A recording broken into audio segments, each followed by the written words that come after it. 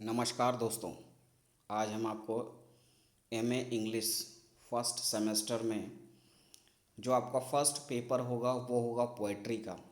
ये एमपी के ज़्यादातर यूनिवर्सिटीज़ में सिलेबस फॉलो होता है। अगर आपके यूनिवर्सिटी में है तो आप चेक कर सकते हैं। तो इस सिलेबस में जो है उसकी मैं जानकारी दे देता हूँ।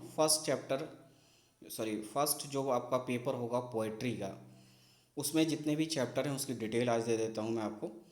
तो सबसे पहले जो आपका पोएट्री चैप्टर होगा उसमें 5 यूनिट होंगी, टोटल 5 यूनिट्स। और इसमें सबसे पहला जो यूनिट होगा उससे क्वेश्चन जो बनेंगे वो होगा एनोटेशंस।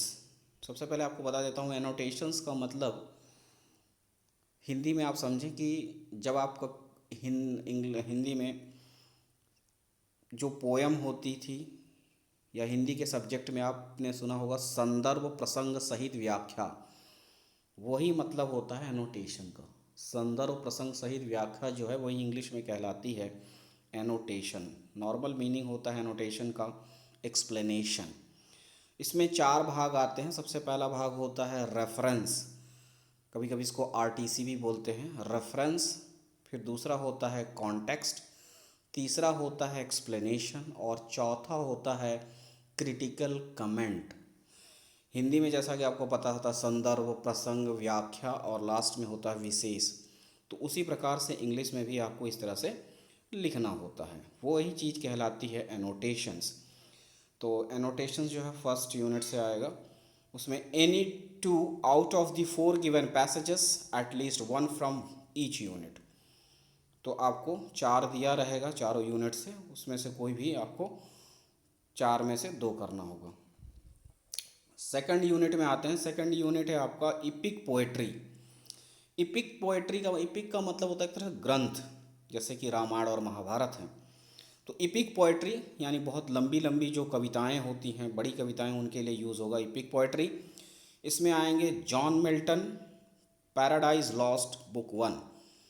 ये जॉन मिल्टन की जो एक कविता है, इसको पैराडाइज लॉस्ट बुक 1 ये है। दूसरा है इसी में वाल्मीकि रामायण सुंदरकांड। और इसके बाद यूनिट थर्ड में आते हैं तो नैरेटिव पोएट्री है। नैरेटिव पोएट्री जिसमें कहाई सुनाई गई हो।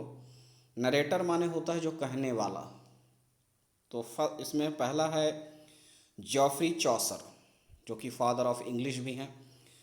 The prologue to the Canterbury Tales, इनकी एक फेमस जो है वर्क है। और दूसरा है S T. Coleridge, the rime of the ancient mariner, ये भी इनके द्वारा लिखी गई एक कविता है। तो ये 2 कविताएं इसमें आएंगी नरेटिव पोएट्री में। फिर यूनिट 4 में आते हैं तो रेनेसेंस पोएट्री है। द वर्ड रेनेसेंस जो होता है ब्रिटिश इंग्लिश में बोला जाता है, रिनेसेंस जो होता है वो अमेरिकन इंग्लिश में बोला जाता है। तो प्रोनाउंसिएशन में थोड़ा सा ध्यान रखिएगा।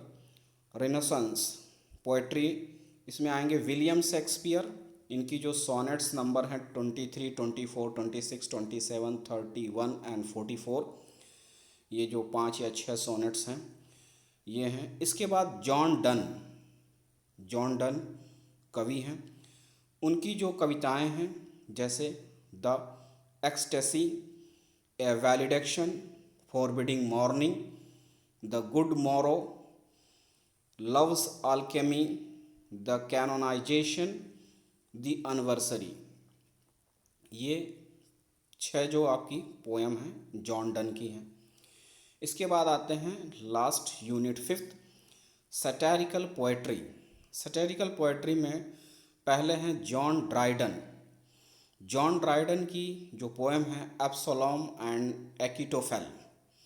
और दूसरे हैं Alexander Pope, the rape of the lock.